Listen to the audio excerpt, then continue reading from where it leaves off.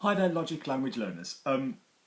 Today's video is talking to you about the use of transitive and intransitive verbs, or rather their label, in solving one of our little problems when we speak. So, quick recap for any of you that don't understand what a transitive or an intransitive verb is. And I really understand that some people really approach their language learning like, do you know what, I'm not going to learn grammar bits. I'm just gonna, take what I need and go through and absorb sentences, and I really do get that. And if I'm really honest, that's kind of how I teach. I try and teach people rhythms and sort of almost the melody of French, rather than this is a this, this is a this, this is a this. But this one's actually quite useful, as you're about to see, because it's about to teach you a trick that you can use with dictionaries that's going to solve quite a long-standing problem. So, first things first, a transitive verb is a verb which needs an object. What that means is the sentence doesn't make sense if the verb isn't doing something to something else. So, for example, you can say, I sing, the sentence makes sense. I dance. The sentence makes sense. I bring, the sentence doesn't make sense. You need to bring something.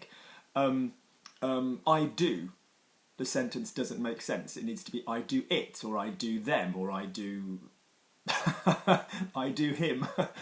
But the fact is, so if a sentence needs an object on the end, or something on the end, if you're trying to avoid grammar, then that is known as transitive, okay?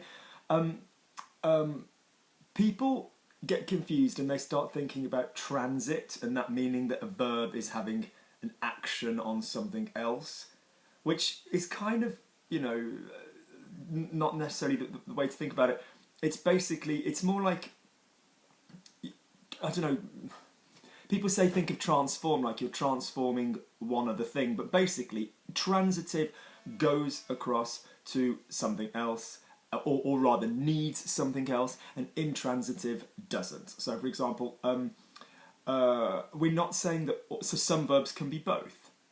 So some verbs you can obviously just say, I sing, that makes sense. Or you can say I sing the song, that makes sense. So what we're really looking at is this idea of verbs that are definitely one or the other, largely, and that's going to help us where we are. So the next thing is that you will often see this in dictionaries. You will often see people referring to transitive or intransitive verbs. And like I said, the main preoccupation for most people is whether or not it is a transitive or an intransitive verb. But for us, where it's going to become useful is when we start bringing in the words him, her, them, etc. as pronouns. So, for example, many of you know, if you've got to that level, that there's often a debate in French over whether or not a verb is direct or indirect. So, for example, if you use expressions with me, so for example, ça me plaît, that pleases me, ça me plaît. That suits me, ça me convient. That annoys me, ça m'énerve. And that interests me, ça m'intéresse. Okay, the point then is that as long as you can manage a sentence with me, it's really easy if you want to use you plural, or us. So ça m'intéresse, that interests me, ça t'intéresse, ça nous intéresse, ça vous intéresse. Ça m'énerve, ça t'énerve, ça nous énerve, ça vous énerve. The only thing you need to be thinking of is whether or not you have got a link to do between me, te, nous and vous, and if the next verb starts with a vowel, with an open mouth. That's the only thing you need to be thinking of. In other words, you don't need to care if me and te and nous and vous are your pronoun of choice, because they work for reflexive, reciprocal, direct, indirect. They work for all the grammatical situations where a pronoun goes before the verb. So, case in point, I wash myself, je me lave. He gives me a hug, il me donne un câlin. He's giving me the hug, I'm not being given. He sees me, il me voit. In those three sentences, you're hearing me being used reflexively, directly, indirectly, and it's the same word. So where we need to get a little bit savvy is when we are switching these sentences to he, she, or they, or rather him, her, and them. So for example, that interests me, ça m'intéresse, that interests you, ça t'intéresse, that interests him. So people are like, is it ça l'intéresse, ça lui intéresse? Because when you first start French, when you very first start, you all do what you do in English and you go, oh, well, there's no to him, so I guess it's just him. But then you discover other things. So, for example, I tell him, and you go, oh, I tell him. He's the thing being told. Je le dis. Oh, je lui dis. So, obviously, if in your sentence there is another object on the end, so I tell him something, or I give him something, that's normally a very good indication that the him is not the thing being given. In other words, if you've got something being done by the verb as well as the person, so I give him a hug, I give her a kiss, I tell her the story. In all of those sentences, there's a hug, there's a kiss, there's a story, so the person is going to be indirect. But sometimes there isn't an audible other object in the sentence. So, for example, that pleases him, or that suits him. There's no that suits him the hug, or that suits him the rose, or the kiss, or the whatever. So this is where this method comes in useful. Now, what I normally ask people to do is have a look at the dictionary infinitive, okay, and I will pop the videos on the le or the lui game, which is the basic one, and I will pop the videos on how to use dictionary infinitives well underneath. They'll be in the description box. So guys, don't look for them in the comments, they'll be in the description box. But what we're getting to with this one then is if you just use a really simple little trick. So let's type intéresser into, let's say, word reference. Okay, so intéresser, the verb, I-N-T-E acute, R-E-S-S-E-E-R, lovely, intéresser. So, it does help if you look for quelqu'un or à quelqu'un if it's available. So for example, if your dictionary verb goes something quelqu'un, with nothing in between the verb and the person, it tells you it's direct. So that would mean that when you then speak French, you would use le, la, les, or if you were using a name, you would go straight into the name or a noun. So for example, to help someone is aider quelqu'un.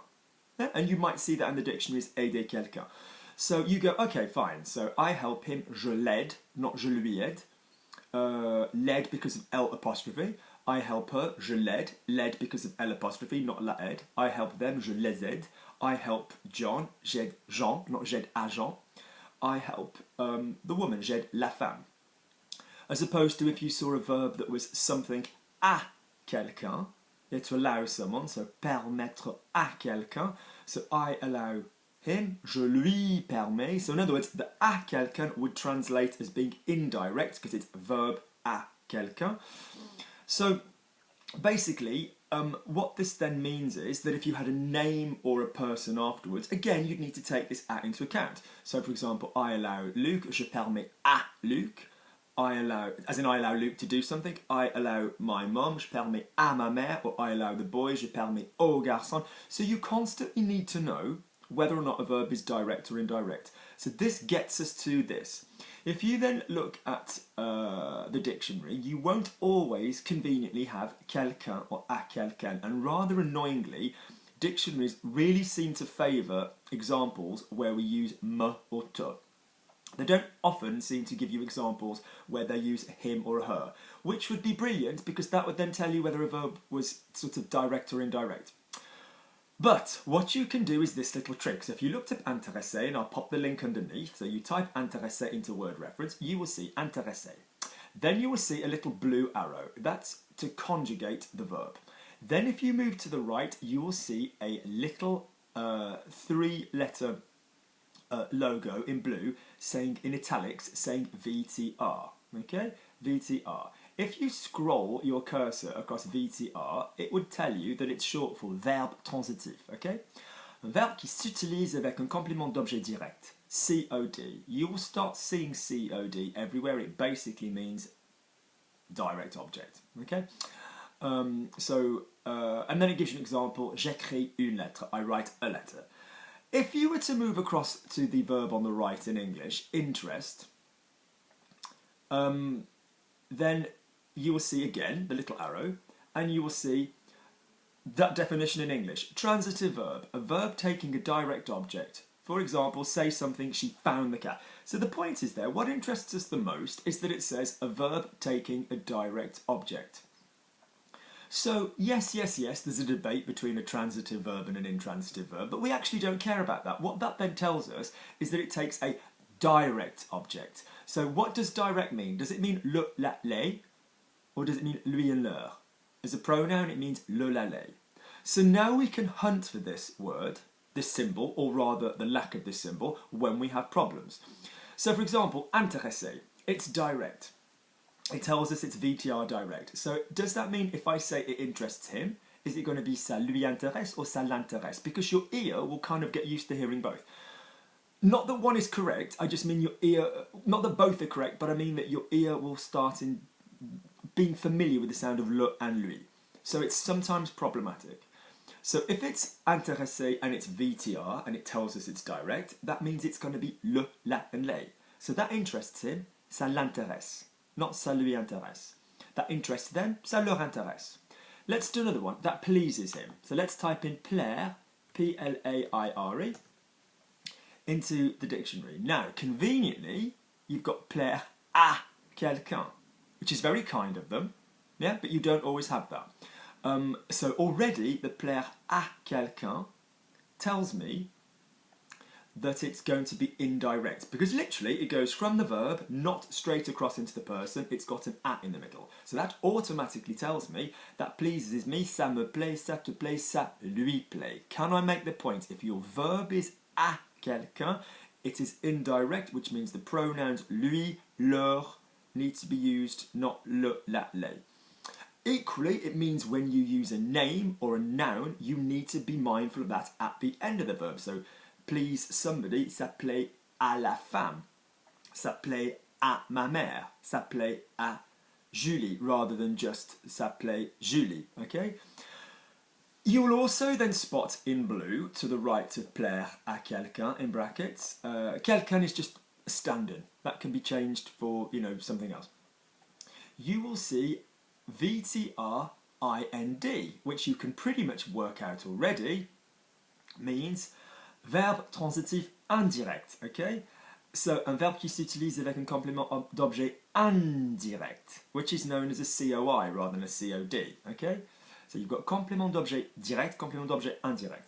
Or if we go across to the right, okay, you'll then see on the right VTR.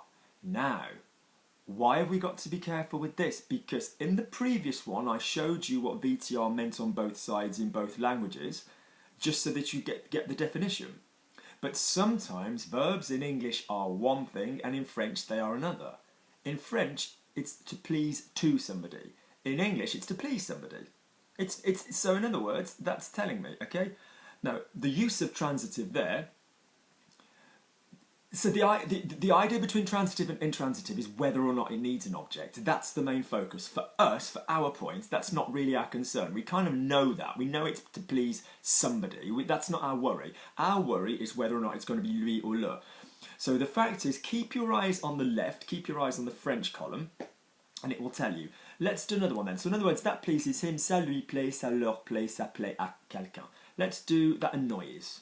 Yeah, it annoys me when dictionaries don't use they and him. Énervé, to annoy. There's plenty of ways of saying énervé. VTR. What does a VTR tell us? Transitive verb, which means direct. So that annoys me, ça m'énerve, ça t'énerve, that annoys him, ça l'énerve, not ça lui énerve. Okay? Good.